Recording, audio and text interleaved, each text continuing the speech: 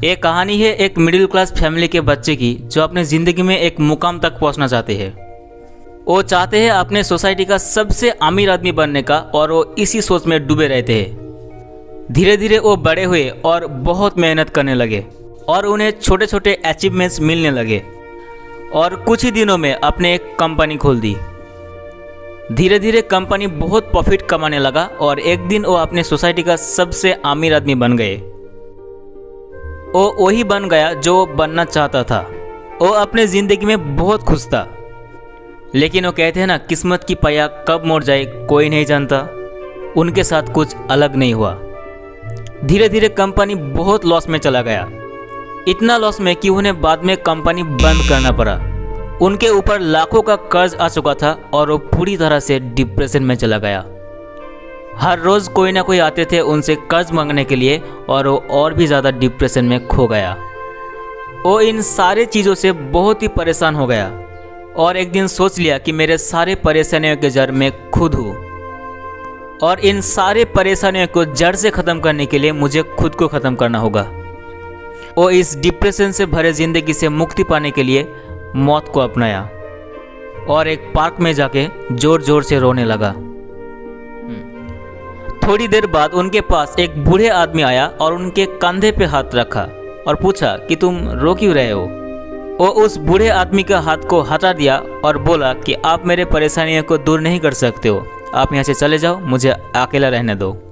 लेकिन वो बूढ़े आदमी उनका एक भी नहीं सुना और उनको फिर से पूछा कि तुम रो क्यों रहे हो, तुम्हारी परेशानियाँ क्या है। फिर वो बहुत ही इरिटेट हो गया और बहुत गुस्सा से कहने लगा कि मुझे 20 लाख रुपए चाहिए, क्या तुम मुझे दे सकते हो। वो बूढ़े आदमी थोड़ा सा मुस्कुराया और अपने पॉकेट से एक चेक निकाला और उसमें 20 लाख का अमाउंट भर दिया और वो चेक उन्हें दे दिया। 20 लाख का चेक देख के वो बहुत ही खुश हो गया और खुशी से कांपने लगा कि उनके पैरों से ज़मीन हट गए हो। और वो बूढ़े आदमी को पूछा कि आप है कौन। फिर वो बूढ़े आदमी कहते कि मैं इस सोसाइटी का सबसे अमीर आदमी हूँ।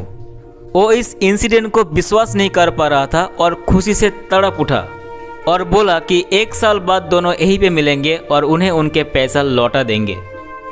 वो अपने घर चले गए और एक नए सोच में डूब गए। वो उस चेक को देखने लगा और सोचने लगा कि एक अनजान आदमी जिन्हें मैं कभी देखा नहीं, कभी मिला नहीं, वो मुझे विश्वास करके 20 लाख का चेक दे सकता है, तो मैं खुद को क्यों नहीं विश्वास कर सकता।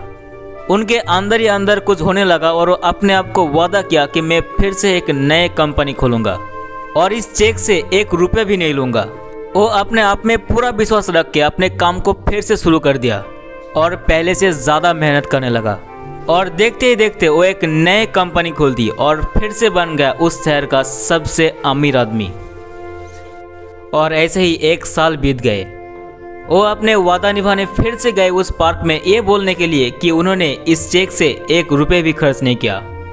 लेकिन उस दिन वो बूढ़े आदमी नहीं आया। वो अगले दिन फिर से जाते मिलने के लिए, लेकिन वो बूढ़े आदमी नहीं आया।